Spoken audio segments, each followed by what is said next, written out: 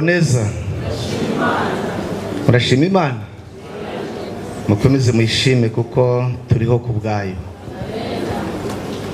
Nanjye ndashima Imana.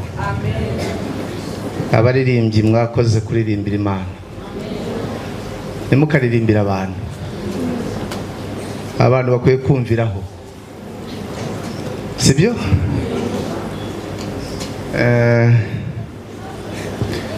Utunota 30 mfite ariko ni twinshi da, ntabwo ari duke.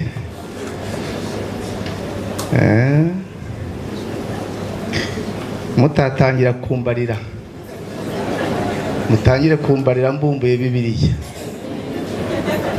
Mbere yaho ntabwo twari duherukanye. Wabaza ikibazo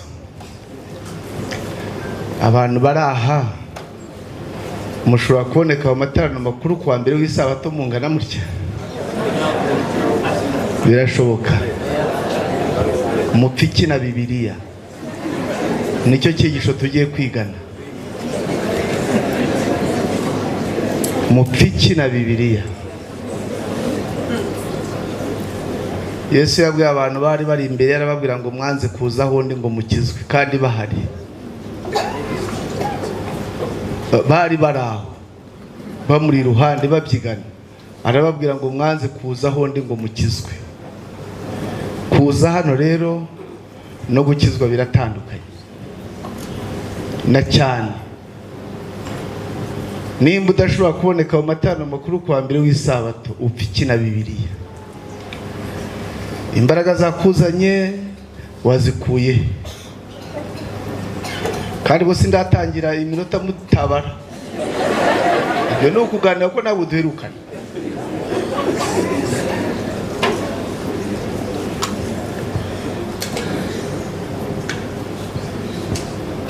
Mu myaka ya kera hano hari abatabizi, umuntu yararwaraga cyangwa se umubyeyi ari kunda, hari ingobyi za kinyarwanda bamuhekagamo bakamujyana Ikirinda, niho hari ibitaro.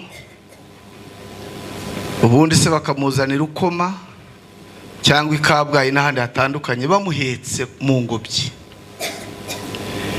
Abahekaga babaga ari 4, wagira amahirwe ukabona n'abandi baza kubaruhura. Ibyo ni amahirwe. Hakaboneka n'abandi hafi aho batari munsi ya 4, umwe afite umuduri, undi afite iningiri, undi afite inanga, bagenda bacurangira abahetsi. Ariko muri gitangaza bagenda bacurangira abahetsi, kandi abo bacurangirwa urutugu rwahiye. Kuhe kumuntu ukamujyana Ikirinda n'amaguru, urumva hano ukuntu habaga habaye. Umuntu akiya kugenda acuranga, umuntu yashize. Kandi uri mu ngobyi nawe hari igihe abaga yashizemo umwuka, ibyo bita gukubita igihwereye. Nuko rero abantu bakaza mu iteraniro nk'aha, ukaba wagira ngo barimo barumva. Urumva waba utabizi ukagira ngo bafashijwe, naho bashize. Hano hari umugabo n'umugore bakubita ukwezi kurenga badasetse, bicaye muri salo yabo. Bayiguze bahenze, televiziyo irahenda, inzu irahenda, ariko baseka bageze hano. Baririmbye mwongera ibitaramo abantu babonaho baza bagasekera, kuko mu ngo zabo byararangiye no gucurangira abahetsi.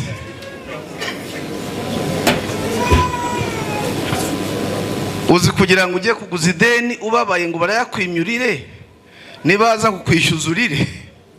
Abantu naba bafite amarira, ariko ariko aririmbye ngo amarira azahanagurwa. Ni murire vuba, murire vuba. ntabwo ndatangira, nababwiye ngo mubare iminota mbumbuye Bibiliya.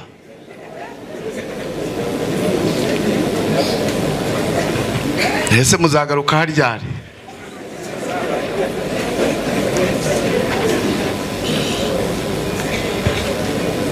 Igihe Abisirayeli bari bageze mu butayu, Aroni bakamuteraho amahane, maze abaremera ikigirwamana cyari kivuye mu mafaranga, mu mazahabu ateye. Reba zahabu wayaza zikavamo ikimasa, umva izo zahabu ukuntu zingana. Barakwetura, barangije kukirema, Mose amanutse arababwira ngo mu magambo Uwiteka yambwiye harimo itangazo rivuga ngo bandemere ubuturo bwera nture hagati muri bo, kandi bizaburema nimwe muzabizana. Iteraniro ryari ryamaze kurangiza imitungo yaryo yose, yashiriye kuki? Maze bararira pe. Iteraniro risoza hari abantu barira kuko babuze icyo bashyira ku buturo bwera, kubera ko Satani yabijyanye. Ibyo udakoresha Imana ntabwo bigumana, isi irabijyana. Hari igihe rero kizagaruka ubabare utakibikosoye.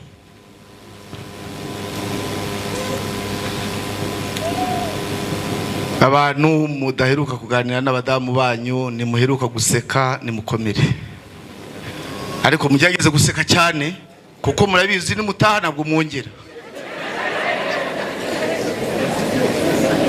Bishoboka kubona umugabo n'umugore bari muri salo bagaseka, abantu bahiga bati byagenze gute? Akarekare.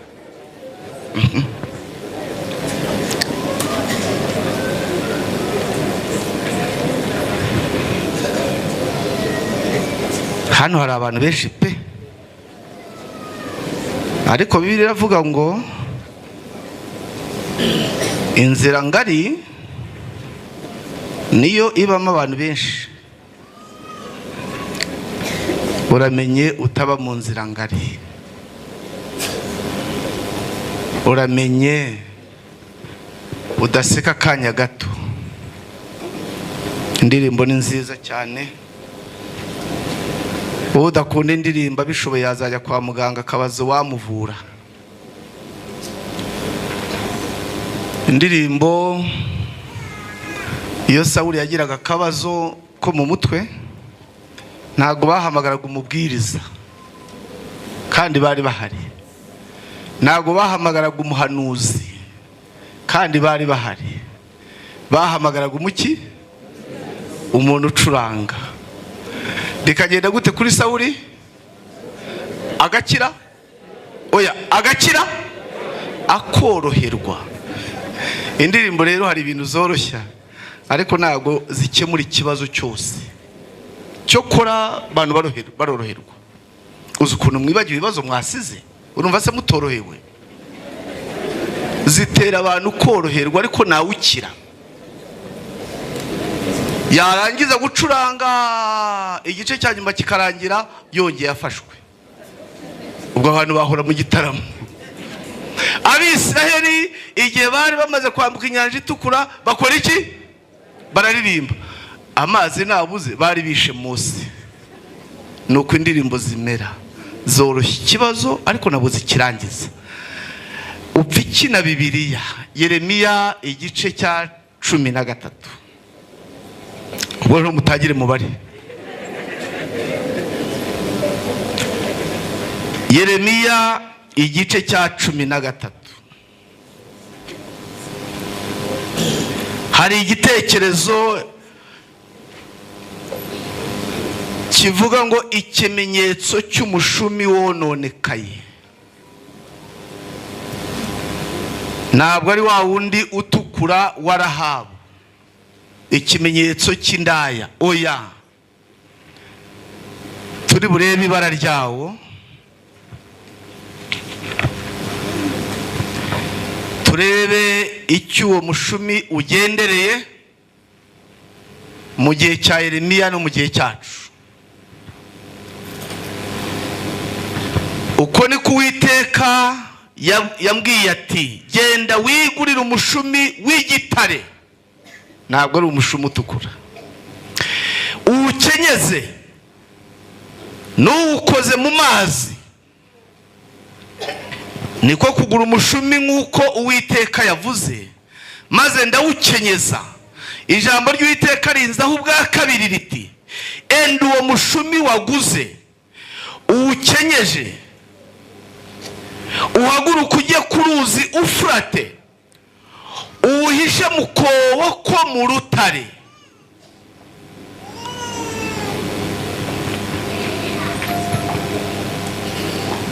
Uwuhishe mu kobo ko mu rutare. Nuko ndagenda nkuhisha kuri Ufurate nk'uko Uwiteka yanegetse. Reka maze soma amagambo ari hano.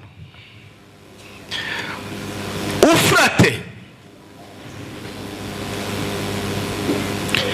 ni umugezi cyangwa uruzi rwatandukanyaga Palestina na Mesopotamiya, kugira ngo Yeremiya agere ahantu hari hamubereye hafi, hashingiwe igihe Uwiteka yamubwiriye ibi. Areba inzira yamubereye hafi y'urwo ruzi kugira ngo abe ariho ajyana wa mushumi utukura, awushyire mu kobo ko mu rutare. Baratubwira ngo urwo rugendo yagenze rwitwa urwa hafi rwari ibirometero 525. Ababishoboye ni nko kuva ukagera aho ugora 525. Nta gare afite, nta moto, nta bwato, nta ndege, nta modoka. Kujya Icyangugu ukagaruka. Hari ugenekereje ngo ni nko kugera Icyangugu ukagaruka.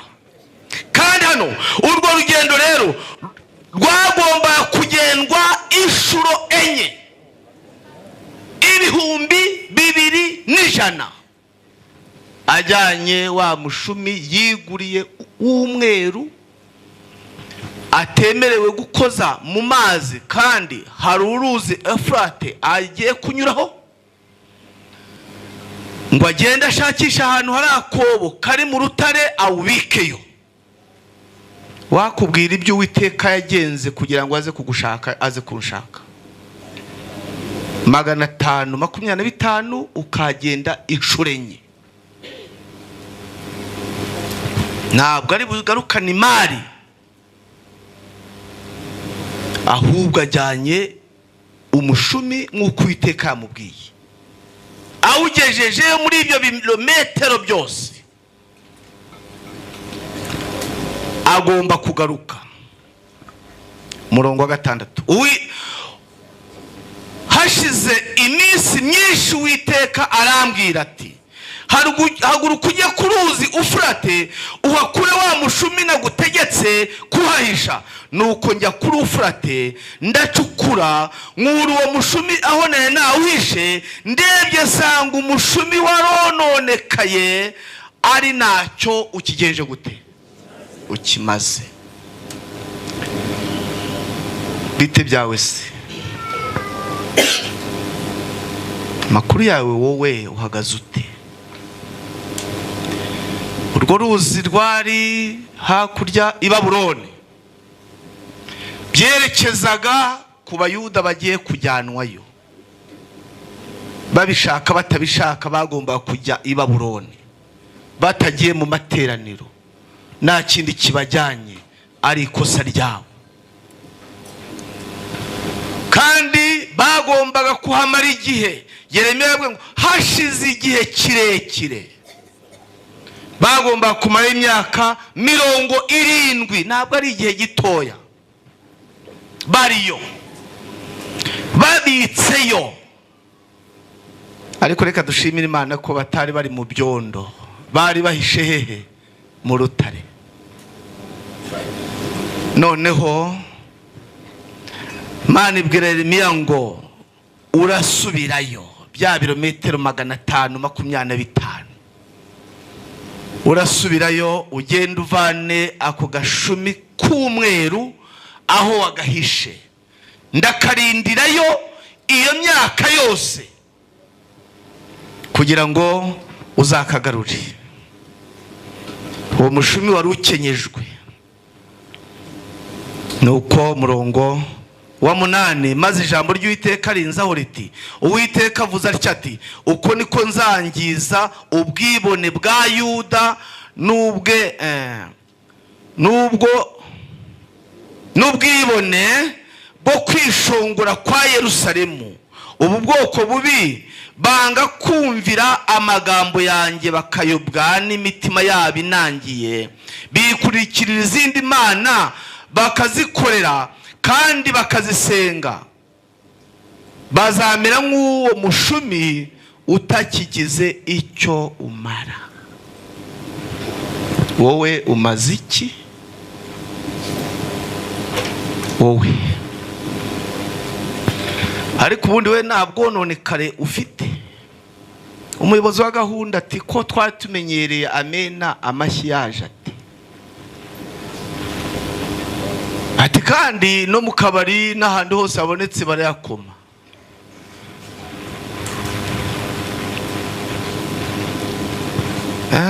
Wowe uherukana na Bibiliya, ni wabaye umwanzi wayo. Wabaza bayizanye hano ngurore, muyigendera ku isabato. Nawe uyu munsi mwaje hese? Ntabwo mwaje aho turamiriza Imana. Uwo mushumi warononekaye, ariko dushimira Imana ko yabwiye Yeremiya ngo subiraho ugende uwuvaneyo. Nusoma hasi, Uwiteka ngo nk'uko umuntu afata umushumi akawikenyeza, niko nikomeza ku bwoko bwanjye. Aleluya. Bega abaririmbyi beza, abaririmbyi baboneka kuwa mbere w'isabatora. Ego ko ariko muritanga.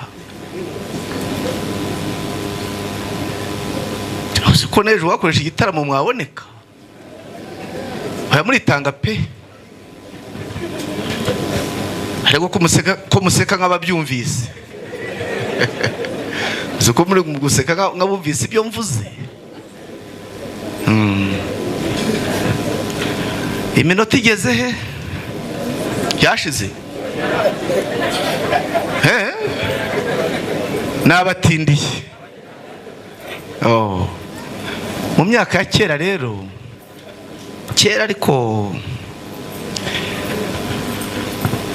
mu tubari ahabaga hari inzoga ibishye ariko harimo umuziki, ahandi hakaba hari iryoshye ariko amabuye yashize muri radiyo. Ab'icyo gihe abantu bajyagaye. Ntabwo mbyumvise. Hano hari ibishye ariko hari umuziki, hano hari iryoshye pe ariko amabuye yashize. Erega amabuye yarashiraga. Murumva abantu ariko wajyaga ujyayo. Ahari iki? Nta kindi nakongeraho. Ariko ubundi upfa iki na Bibiliya? Nta saha ndi mu kurebaho hato nayirenzaho nimuzongere kuntumira. Naje kuvumbura impamvu abaririmbyi benshi bakunda kuntumira mu bitaramo. Ninjye mubwiriza wenyine ukoresha iminota mike. N'ubu ndasoje ngo tuzakomeze dukorane. Imana ibagirire neza mu izina rya Yesu.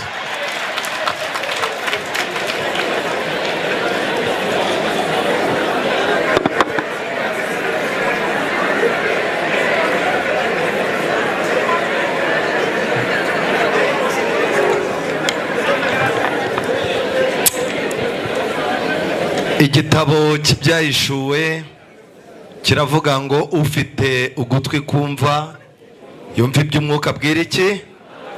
Matorero. Akantu kancanze ni akantu ko kuba umuntu yikoreye umurwayi uremereye, umurwayi arimo ashobora no kuba yahuhutse,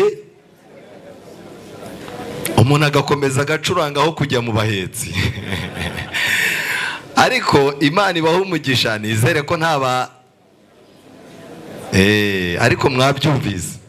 Kwiringira TV, ubutumwa bwiza kuri benshi, gukizwa kwa benshi. Matayo 24 umurongo wa 14.